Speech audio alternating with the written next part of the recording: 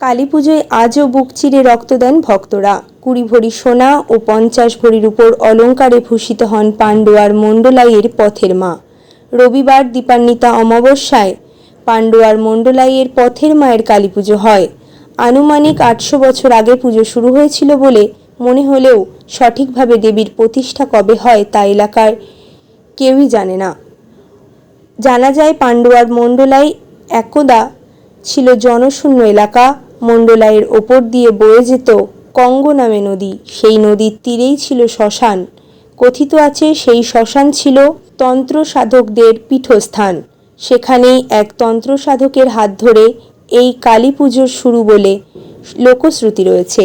জনশ্রুতি আছে ওই কাপালি এক রাতের মধ্যে দীর্ঘাঙ্গী কালী মূর্তি তৈরি করে রাতের মধ্যেই বিসর্জন দিতেন। সবটা করতেন লোকচক্ষুর আড়ালে। তবে হঠাৎ এক বছর এক গৃহী লোক কাপালিকের এই ক্রিয়াকলাপ দেখে ফেলে।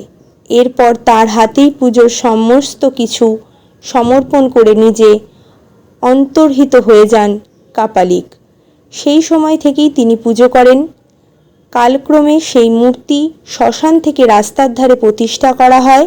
পরবর্তীকালে এটি চলে আসে বারোয়ারি পুজো কমিটির হাতে। পথের পাশে বারবার এই পুজো হয় বলে কালীর নাম পথের কালী। প্রত্যেক বছর দীপান্বিতা অমাবস্যায় এখানে কালী পুজো হয়। প্রতি বছর এখানে পাঠাবলি হয়। মানসিক করা বহু মানুষ দণ্ডি কাটেন। তবে বিশেষভাবে উল্লেখযোগ্য, মানসিক করা অনেকেই মাকে নিজের বুক চিরে রক্ত প্রদান করেন, যা আজও এখানে হয়ে আসছে। গ্রামের প্রচুর মানুষ আসেন এই পুজোতে। পুজো কমিটির সভাপতি শুভঙ্কর নন্দী বলেন, কাপালিকের দ্বারা প্রতিষ্ঠিত এই পুজো আগে শ্মশান কালী নামে পুজো হতো। কবে থেকে এই পুজো শুরু তা অনেকের কাছেই অজানা। কোনো এক কাপালিক এক রাতের মধ্যে মূর্তি নির্মাণ করে পুজো করে সেই রাতেই প্রতিমা বিসর্জন দেন।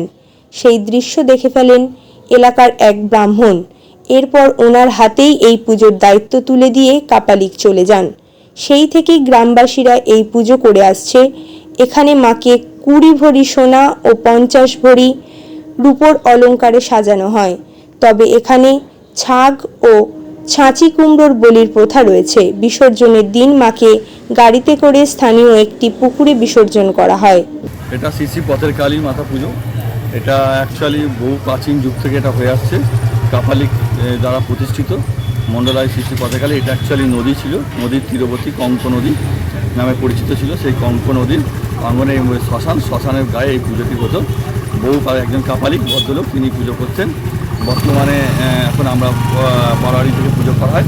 কারণ এই ইতিহাস ঘাটলে দেখা যায় যে কাপালিক পুজো করতেন তিনি বহুদিন ধরেই পুজোটা যাপন করতেন। তখন এক গৃহস্থের গৃহকর্তী তিনি এই পুজোটি দেখে ফেলেন। সেই কাপালিক তখন তার হাতে পুজোটা সঁপে দিয়ে তখন এখান থেকে চলে যান। সেই থেকে এটা বারোয়ারি দ্বারা পরিচালিত হয়ে পুজোটা চলছে। মূলত কী কী নিয়ম রীতি থাকে এই পুজোয়? আমরা প্রথমত সকালবেলা গ্রাম এবং এলাকার মানুষ জল নিয়ে আসে। বহু মানুষ জল নিয়ে আসে এবং এছাড়াও এখানে আপনার বুক চিরে রক্তদান থেকে দণ্ডি কাটা থেকে আরম্ভ করে পাঁঠাবলি থেকে আরম্ভ করে আমরা ধুনো পোড়ানো থেকে আরম্ভ করে রীতিনাচ হয়। এবং এছাড়াও আমরা দেখেছি এই পুজোর মধ্যে প্রায় 8 থেকে 10 হাজার মানুষ নামগ্রস্ত দিয়ে পুজো দেয়। এবং তার সঙ্গে আমরা প্রায় 8 থেকে 10 হাজার মানুষকে আমরা এই পুজোর তরফ থেকে কমিটির তরফ থেকে অন্নকূট মহাপ্রসাদ ভোগ বিতরণ করি। Bureau report, TV 99 Bangla. TV 99